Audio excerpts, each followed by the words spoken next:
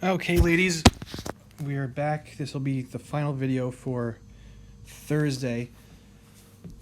Back to Vietnam. We're going to wrap up the Vietnam War. So we left off in 1972, and we're going to see how it finally ends. In 1972, Richard Nixon orders this massive bombing over North Vietnam, just like blowing things to pieces. And the North Vietnamese army was very weakened. So finally, now remember, the North Vietnamese army had started fighting in the 1950s, so it's almost 20 years at this point. Again, the U.S. didn't really join in to a big level until Lyndon Johnson in 1964, but North Vietnamese have been fighting forever, for 19 years, and this weakens them so much that they agree to what are called the Paris Accords. Everyone meets in Paris for treaties. I guess it's just the place to be. What's the deal? The U.S. says, okay, we're going to take out all of our troops. So remember the whole Nixon's Vietnamization policy of reducing the number of U.S. troops? He had planned to take them out anyway, so this wasn't a big deal. And he's like, well, but for the North Vietnamese, it was like, get these Americans out of here. They've been here for like 10 years. So the U.S. will take out all of its troops, but we need 500 POWs back. And POW, if you're not familiar with the term, means prisoner of war. And these guys, the American soldiers who were prisoners of war in North Vietnamese prison camps, were often tortured. Horrible, horrible things happened to them. The guy that ran for president against Barack Obama in 2008, when Obama first won, was a man named John McCain. He was a POW for, I think, 5 years in Vietnam. And I just remember watching him at like rallies and stuff, and he couldn't lift his arms too high up in the air because the Vietnamese had broken his shoulder bones and they had never properly healed, and they kept beating him. And anyway, so 500 POWs come back. Vietnam says, okay, we promise we'll stop ceasefire, we'll stop shooting. And the USA says, okay, do that. Just know that if you start anything up again, we're not going to send more soldiers, but we're going to send all kinds of money and weapons to the South Vietnamese army so they can defend themselves. At this point here, the U.S. looks like it's going to win this Vietnam War. Because remember, it was to contain communism. North Vietnam was lost, but don't let it spread to the South. So it was looking like it was going to end sort of like the Korean War with this tie in the middle. So what happened? What went wrong? Well, what did we just talk about? Watergate. And the Vietnamese knew about it too. So in 1974, in the middle of Watergate, in Congress, a lot of people voted against Republican candidates because they associated them with the Republican president, Nixon, and the Watergate scandal. So a lot of Democrats who were very anti-war won seats in Congress. And then, and right here I should just mention, it's not like the Civil War with North and South, it's North and South Vietnam. In 1974, North Vietnam breaks the Paris peace deal and starts attacking South Vietnam again. Now remember, in the Paris peace deal, the U.S. had promised that if this had happened, money and weapons would be sent to the South Vietnamese army.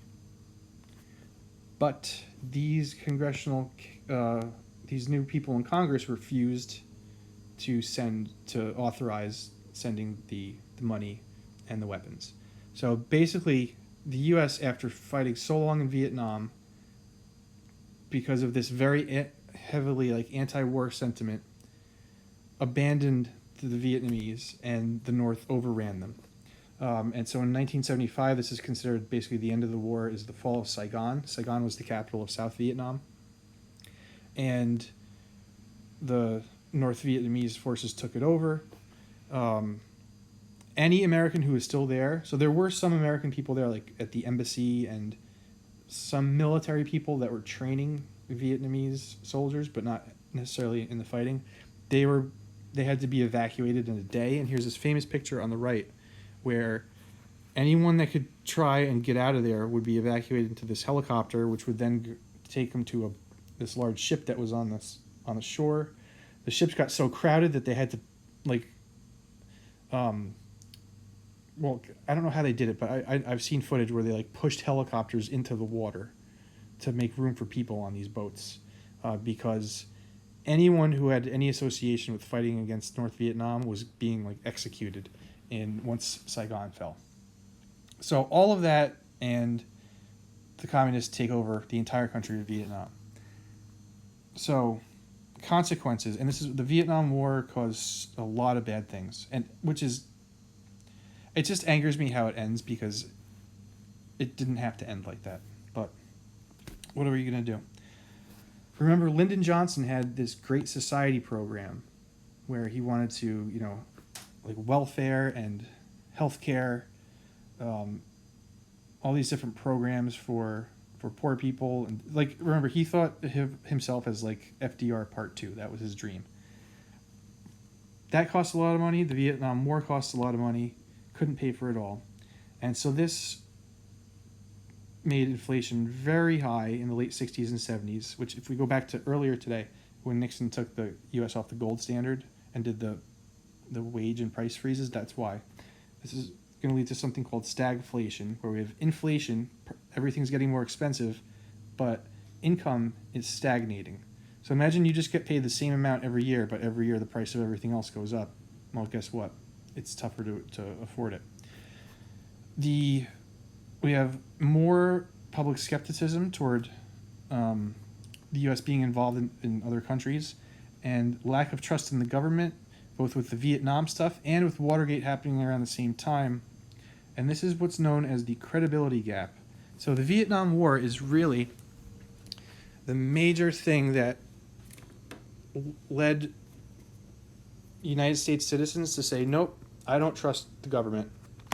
I just don't trust them. I don't trust politicians. They're lying, and it's kind of been like that ever since. In the 50s, if President Eisenhower said something, no one had any reason to doubt him. By after Johnson and after Nixon, people were like, I don't trust these guys. War Powers Act is passed to limit kind of try to reverse what the Gulf of Tonkin resolution. So the debrief. What was that? Oh, some of the font didn't come through. I don't know. I'll put it up for you. Domino theory. Remember this. This is the reason why Johnson got so involved in Vietnam, was this domino theory about communism. So remember, from the Soviet Union to China, from China to Korea, from China to North Vietnam, and then so this is Saigon. It was renamed Ho Chi Minh City after the war. And they're going to say if Vietnam falls, then Laos and Cambodia are going to become communist. This did happen. But the neighboring countries...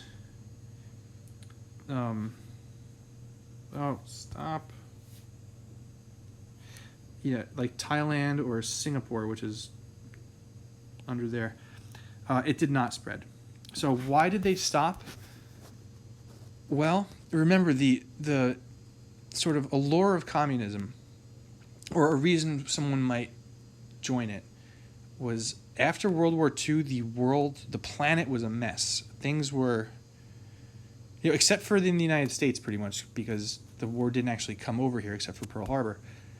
The rest of the world was torn up, right? Eastern Europe, all parts of Europe had been fought in, and buildings exploded and all that stuff. And then remember with the Japanese in Asia and all those battles.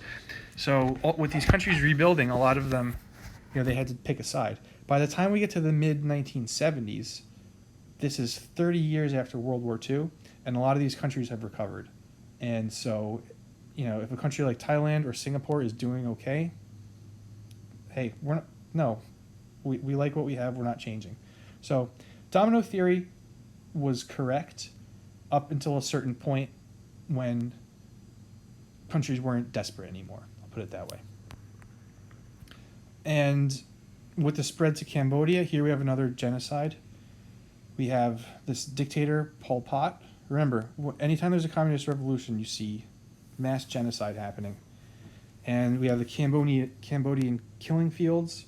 So in 4 years, 1.5 million people were executed in Cambodia. So I'm just going to read this quote, which again, you could substitute any country with a communist revolution that's happened, Soviet Union, China, North Korea, and it's similar the whole time. Newspapers and television stations were shut down, radios confiscated, mail and telephone usage curtailed.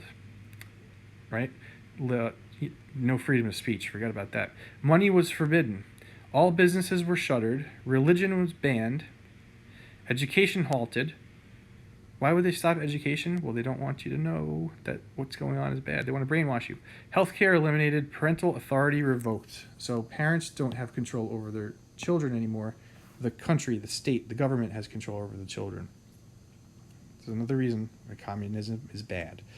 Millions were forced into slave labor in Pol Pot's killing fields, where they soon began dying from overwork, malnutrition, and disease. On a diet of this is the part, 1 tin of rice per person every 2 days. So a tin of rice, you can imagine how big. I'm thinking like a tuna fish can kind of size. That amount of rice you had to live on for 2 days. So people, while they're farming in these what are called the killing fields, they would be harvesting crops, and if you're starving like that, you might take a bite out of whatever crop you're harvesting, and if you were seen doing that, you get shot. There were literally people who were executed for stealing a few grains of rice in Cambodia. Okay, that's it for today. Everyone have a great weekend, and I'll see you back on Monday.